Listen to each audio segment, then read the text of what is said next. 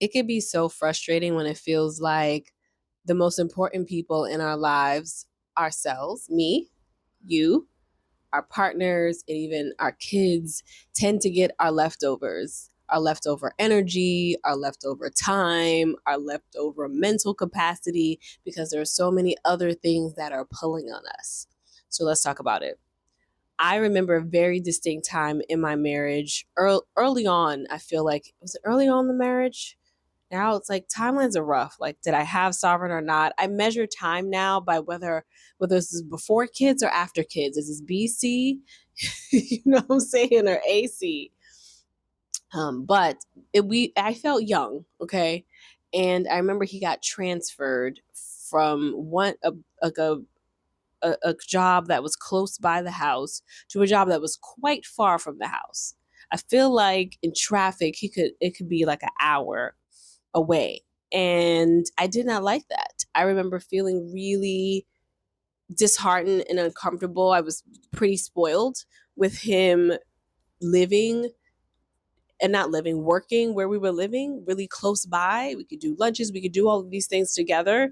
I would show up, we would hang out. We were really intentional about our time together. If I had a class that ended early and I had some afternoon time, I could do that. But with him being hour out, being far away, I couldn't do that. And that is the first time I remember to this day that I remember feeling like ships that passed the night. I remember feeling like roommates. I remember feeling the disconnect of that situation. And it really sucked because he was leaving earlier and he was getting home later. And when he was getting home, he was utterly exhausted.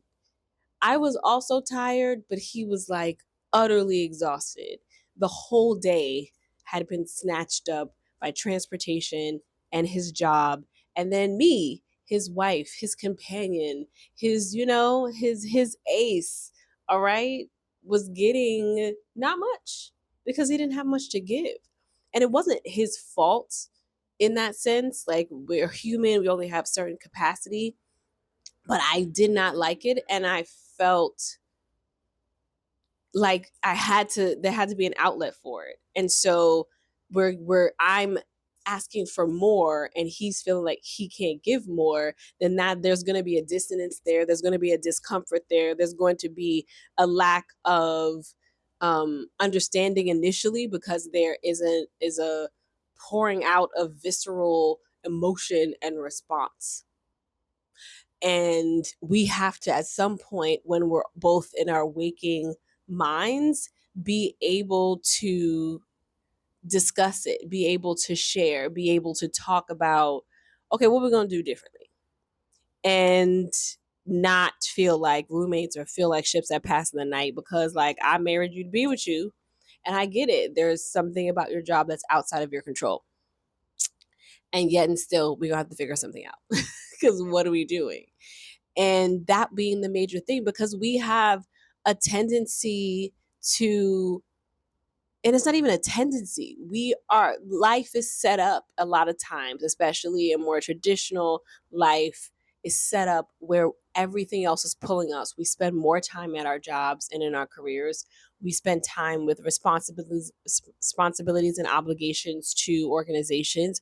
We spend time with responsibilities and obligations to our kids and their extracurriculars and the things that they're doing with their schedules, whether it's play dates for the littles, play dates for the older ones, cheerleading, soccer, football, swim, like whatever it is, mathletes, whatever they want to do before they are able to drive, you are managing and taking care of that too. And that's pulling on your time and your energy. So when you get home at night, it's you don't have a lot to give. You're exhausted. Like, let me know if you've felt this. Either put a one in the comments or just say like, "Hey, I felt this too," because it's real. And I was telling my daughter this, and she was all baffled because my daughter is privileged. She has the privilege of having parents, at least one parent at some point in time that was around a lot. And At other points, and definitely in the last, few years, both parents being around in the home, being around us, seeing us, engaging with us during the day. And I was like, look, girl, you have something to say every time I have to like go and work for a few hours, or I'm stepping out to do something. I said, this is because you have this privilege. But people who are working in traditional settings and going to work and going to a 9 to 5, they basically see their kids and spend time with their partners on nights and weekends. It's like, it feels like visitation, nights and weekends around. And then even when you have nights, you have other responsibilities. People got to eat. What are we going to eat for dinner? And then you're just tired and you want to veg out. You want to play Candy Crush, or you want to scroll through your phone, or you want to catch up on that show on Netflix. And maybe you're able to do that together before one or both of you just conks out because you are exhausted. And we have that tendency to give and to get the leftovers. And we have to also find the harmony between when we do have some time, when we have carved out time, what do we do with that time? Can we spend it with ourselves and decompress and be with ourselves and be alone without pulls from the kids, without, pull from a spouse? Can we just have our time? In addition to having time with our partners, and then as a family and time with your kids, it is a lot of time that and a lot of pull. And one thing that has helped me, and one thing that I know that I share and that I help people through, is what does your time really look like and how are we spending it? And what are the things that are blocking us from spending the time doing the things that we want and spending it on the most important things, ourselves, our partners, our families? And getting the leftovers is challenging because no, you didn't marry someone or get in a relationship with someone or have a family with someone to feel like, so everybody else gets the best bits of you and I get this exhausted, don't want to deal, part of you.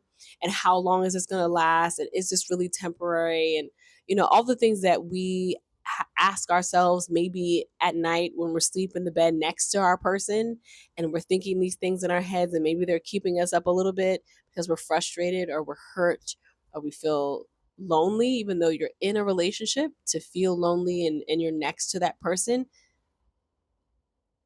I have to pause there because that is a real intangible feeling that's rough, to be in a relationship with someone and still feel lonely.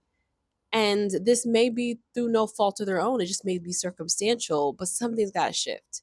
And one of the things that helped me was to really look at how I was spending my time and what I was spending my time on, because the time is there. People always say, I don't have time, I don't have a lot of time. The time is there. You might be exhausted. You might feel like, there's so many other things that are getting in the way of you spending time with yourself and spending time with your partner, but it's there. And you got to find it, and you got to find those pockets of time and then decide what you're going to do with that time, because we will fill it with other obligations and responsibilities, which was part of the reason why we didn't get the time in the first place. And when we do have the time, we decide to stuff more obligation and responsibility in that timetable. And so, oh yeah, I guess I can say yes to heading up that committee at my child's school. Oh yeah, I guess I can, do the dishes and the laundry right now. Oh yeah, I guess I could, clean out the gutters. Oh yeah, I guess I could. And now you have filled your free time with more things that are going to make your time feel way less free. And then making the decision and the choice of prioritizing time with myself and prioritizing time with my partner, even when it was tough. In that time and that shifts that pass in the nighttime, I would get up early with him. And this is from someone who is not a morning person. Okay, shout out to the morning people. I'm a morning person now ish. Like I'm up, but I'm not Adam. I'm up at like 6, 6:30. I'm not Adam, but I am up. So there's that. So essentially, though, at my core, I wouldn't say that I am a morning person. I just pop up, ready to tackle the day because the sun is up. I will open my eyes, I will stretch, I will look out the window, I will admire the trees and maybe I swing a leg over. Like I'm not whoop popped on up. That's not my thing. However, I was getting up 30 minutes earlier so that I can be with him in the morning before he went. So I can have that moment with him because I think we did. I think we had a baby at that time. I think we had Sovereign at this time because I was like, oh, I want to get up before stuff happens with the baby. I don't know. I still can't remember if I had Sovereign yet or not. But ultimately, I do remember getting up earlier so that we can have some time together before he went to work. And even that quote unquote small gesture, making a decision, slight sacrifice for a non morning person to get up a little bit earlier and enjoy that time with him in the morning, set the tone for my day. And so I wasn't grappling for straws from him. Like I wasn't like yearning so much when he did get home fully exhausted in the evening because we had already, oh no, hold up, y'all. Sorry. I thought I put this phone on silent, but it is not. Um, I wasn't grappling for those straws at the end of the evening because I had already set the tone with our together time that in the morning. And that made a difference. And that was one specific choice that I made. That was one singular choice that, sacrificed 30 minutes of sleep as a possible solution, a possible resolution to that ships that pass the night syndrome. And we all have time. We just have to look at where they are and then decide what we're going to do with that time. That's a biggie when you feel like, hey, you don't have any. You don't have much time and the leftovers are just not good enough for you or for your partner. And sometimes that would not sometimes that mindset would spill over into time with myself. Like, oh, okay, I see the dishes in the sink. I'm going to walk away from them and I'm going to go outside. I'm going to go on the deck. I'm going to go on the patio, on the balcony, and I'm going to sit with myself for a bit. I'm going to go lay down for a bit and see what comes of that. Maybe a nap. Maybe I'm just chilling, but I'm going to go do that. And making the choice to choose myself over the dishes in that moment, knowing that everything was going to be okay. Everything wasn't going to fall apart. If I took 30 minutes, 45 minutes for myself, it'll be all right. It'll be okay. And so we get to make those choices. And then if we don't, then we usually still feel that sense of stuckness, that sense of we're only giving and getting what's left. And normally that is exhaustion and just no mental capacity, no bandwidth, and no energy for what matters. So yeah, I mean, it's a real feeling to feel like you don't have anything to give, even though you want to give. And I would say one of the first things that shifts and that can shift is really looking at the pockets of time you do have and what you can do with them and making the choice to choose yourself and your partner and your family, whatever needs to be chosen. Sometimes you got family time on lock, but that self time and that partner time is what's lacking. And so you can spend that energy on that. And that sometimes means letting go of some of the family time or how often you're doing family time so that you can make space and room when you have time for me time and we time.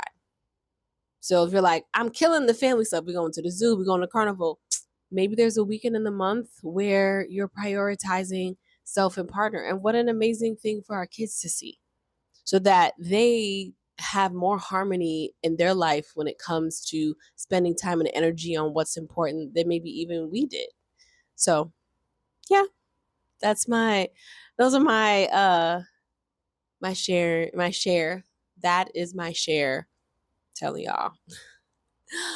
Nighttime really has my brain on a whole nother level, but that is my share for this evening. Thank you so much for listening. Thank you so much for joining the conversation in the comments. I appreciate you. If this resonated with you, let me know in the comments what did resonate with you. What part of this do you relate to? I would love to hear it. Continue that conversation. If you like this video, give it a thumbs up. If you're in a space where you're like, I feel like I am disconnected and not connecting and have no time to spend with partner, then please meet me in the description because there is something for you in that and in there. If you like this video, please give it a thumbs up and share it in the group chat. Okay, for with the folks who are like, yeah, how do we get more time? We're so busy. We're always exhausted. We're always doing things. And sprinkle a little hope in there and a little you can do it with the sharing this video. And if these kind of conversations are your vibe, please subscribe and come on this journey with me. I am here every day doing videos where we can have conversations about how we can have better, stronger, more feel good relationships with self and with our partners, and by extension, our families and others, along with my lessons, reflections, and insights on one of the biggest transitions and changes that my family and my husband and I are moving through right now, which is the journey of living abroad as a family. So, if that floats your boat, then I would love to continue the journey with you. Thank you again. I appreciate you, and I'm going to see you tomorrow.